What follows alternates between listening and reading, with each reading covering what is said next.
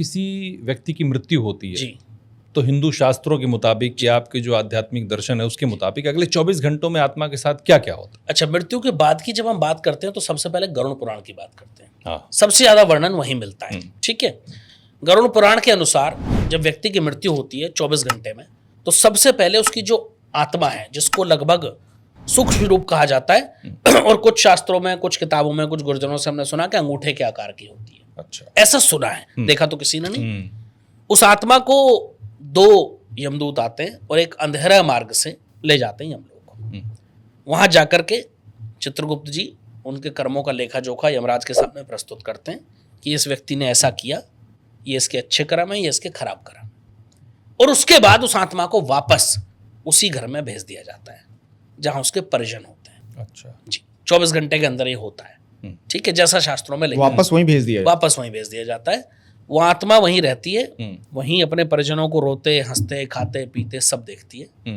ठीक है, और तब उसको एहसास होता है कि जो मैंने जिंदगी भर पापों का घड़ा भरा ये गलत था। 4 दिन बाद सब खुश हैं, सब खा रहे हैं, सब नाच रहे हैं, सब पी रहे हैं, सब तैयारियां कर रहे हैं। ठीक है ये एहसास कराने के लिए भेजा जाता है ताकि आत्मा को एहसास हो। ठीक है, और जो 13 दिन की क्रिया वो लगभग होती है, जिसमें जिसको 13वीं जो अंतिम संस्कार भी है सनातन में।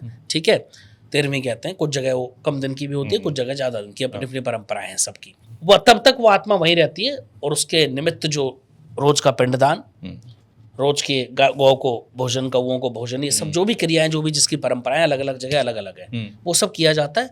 उससे उस आत्मा का दोबारा यमलोक जाने का जो मार्ग है वो प्रशस्त होता है, अच्छा होता है।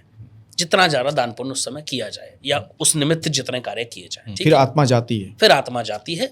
फिर वहां जाकर के उसको उसके कर्मों के अनुसार स्वर्ग, नरक या प्रेत योनि, 3 योनियों में से किसी एक में बांट दिया जाता है, भेज दिया जाता है।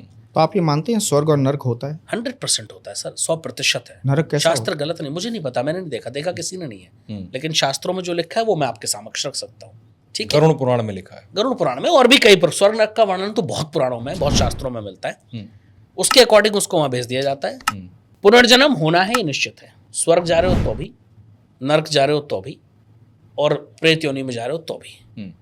अगर आपने कुछ अच्छे कर्म किए तो उतने समय आप स्वर्ग में रहोगे, उन अच्छे कर्मों को आप अपना वहाँ अपनी अच्छे से बिताओगे समय को। उसके बाद आपको एक नया जन्म मिल जाएगा आपके कर्मों के अनुसार।